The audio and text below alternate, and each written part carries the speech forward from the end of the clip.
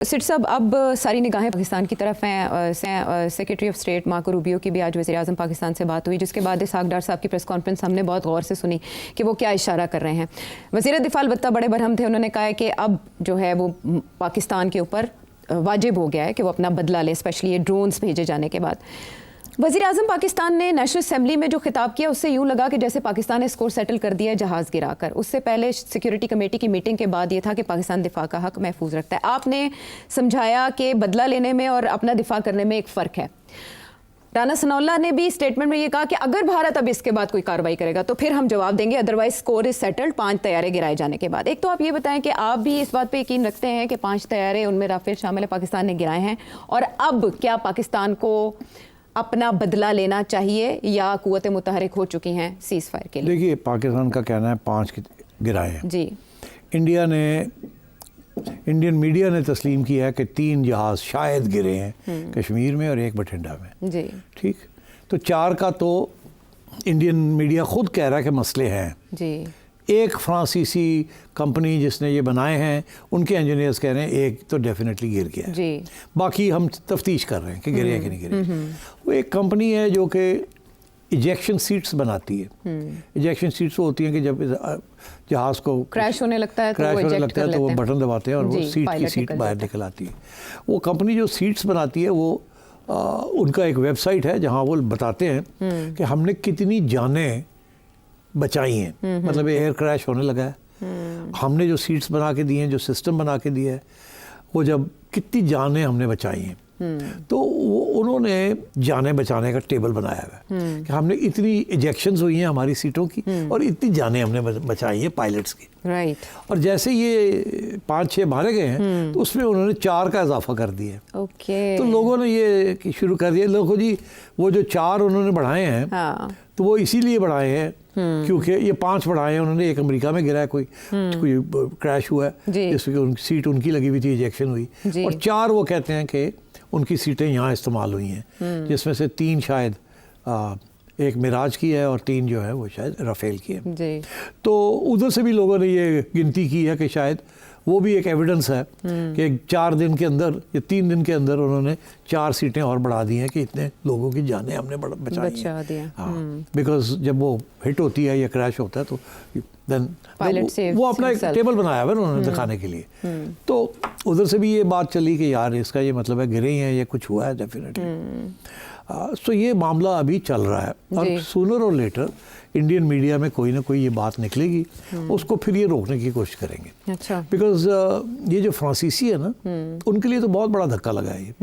वो तो दुनिया का सबसे एडवांस्ड एयरक्राफ्ट इसको कह रहे हैं, यहाँ तक कि वो कहते हैं कि अमेरिका का F-16 से भी आगे है, F-18 से भी ये आगे है। वो कहते हैं सिर्फ F-35 जो स्टेल्थ बॉम्बर है उनका जो है उससे ये कम है, बाकी सबसे ये दुनिया का बेस्ट एयरक्राफ्ट है। और नियरली $300 मिलियन का एक जहाज़ है, कोई छोटी बात है। और $10 बिलियन में उन्होंने 36 जहाज़ खरीदे और पूरा प्लेटफॉर्म है। It's a marvellous thing.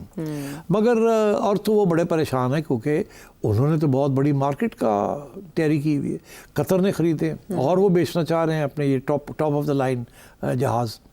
तो हुआ ये कि जैसे ये खबर आई और उन्होंने इंक्वायरी की कि हाँ राफेल गिर गया है, तो वो जो कंपनी है डासो, फ्रेंच कंपनी, उसका जो स्टॉक एक्सचेंज के ऊपर स्टॉक है वो गिरा 1.53% वो गिर गया है, which amounts to quite a lot of money, billions of dollars.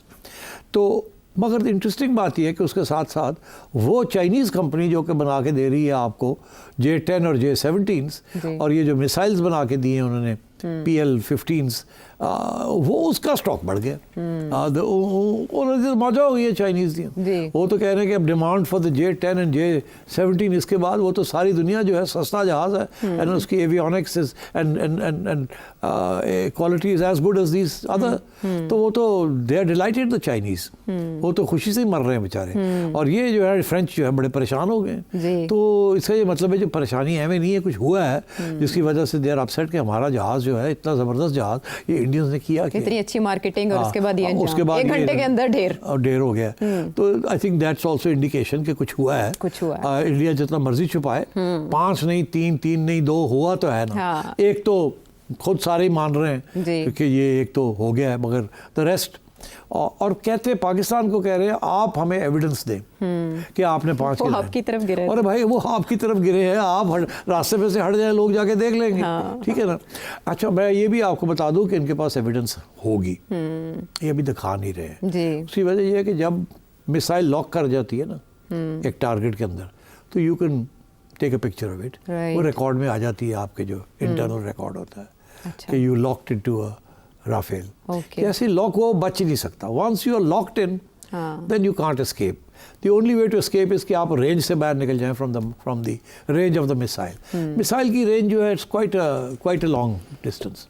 J-10 जो है उसका रेडार जो है वो कोई 200 मील तक वो J-10 का रेडार जो है वो नज़र आ जाता है उसको। अच्छा। कि कौन कॉक इन कर लेता है। ओके। और जो J-17 है वो भी 150 के करीब उसकी छोटी रेंज है। उसकी चुन जो है ना आगे से छोटा रेडार लगा हुआ है उसमें। ओके। तो वो कम है। मगर ये जो मिसाइल्स इसके साथ लगी हुई हैं, साइड वाइंडर्स जो हैं जैसे कहते हैं, ये तो they are lethal, they are the state of the art missiles. And ये भी पहली दफ़ा टेस्ट हुई हैं इन अ रियल कॉम्बैट, तो वो भी कामयाब हो गई हैं। So the Chinese are delighted कि उनकी जो प्लेटफॉर्म है इज अ रिसाउंडिंग सक्सेस। और जो फ्रेंच प्लेटफॉर्म है वो फेल हो गया। अब वो फ्रेंच तो यही कहेंगे कि इंडियन पायलट्स इनकी आपस में इंटीग्रेशन नहीं थी, क्योंकि इनके पास 4 किस्म के जहाज़ हैं। आपस में ये बात नहीं कर रहे थे। इन्होंने समझ नहीं आई कैसे कब अटैक करना है कब नहीं करना है। इन्होंने अपने आप को अलाउ कर दिया कि पाकिस्तानी ने इनका सिस्टम जैम कर दिया, ये हो गया वो हो गया, इनको ब्लाइंड कर दिया, गिरा दिया, वो खुद ही गिर गए वगैरह वगैरह। तो I think the French are very upset. And the Indians also will think twice now कि ये इनको इस्तेमाल करना है कि नहीं करना, वो प्लेटफॉर्म बनाया कि नहीं बनाया एक दूसरे के साथ इंफॉर्मेशन एक्सचेंज करने के लिए।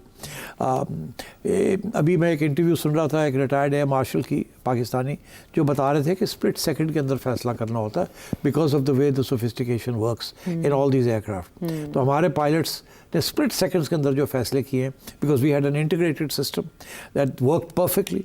And we were able to take these out. तो इसलिए I think on the whole the PAF has shown better quality, better planning, better coordination and great use of technology, which the Indians are not able to do.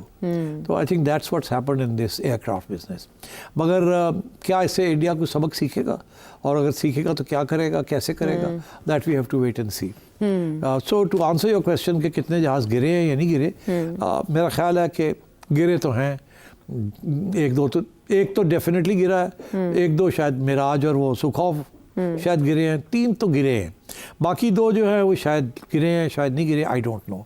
हम कह रहे हैं गिरे हैं, Indian तो कह रहे हैं कोई भी नहीं गिरा। तो आई थिंक ये इवेंचुअली हमें खबर मिलेगी कहीं ना कहीं से फ्रॉम द फ्रेंच। CNN और BBC तो कर रहे हैं। नहीं, CNN, BBC, रॉयटर्स ने तो खबरें दी हैं कि पाकिस्तानी ये कह रहे हैं और फ्रेंच भी कह रहे हैं कि हाँ एक तो डेफिनेटली गिरा है, 2 और शायद गिरे, हम चेक कर रहे हैं। ये खबर चल रही है इंटरनेशनल मीडिया पे, और वो फ्रेंच की बात चल रही है। तो किसी स्टेज पे वो फ्रेंच से खबर निकल आएगी कि इतने गिरे हैं, फिर इंडिया कहाँ जाएगा।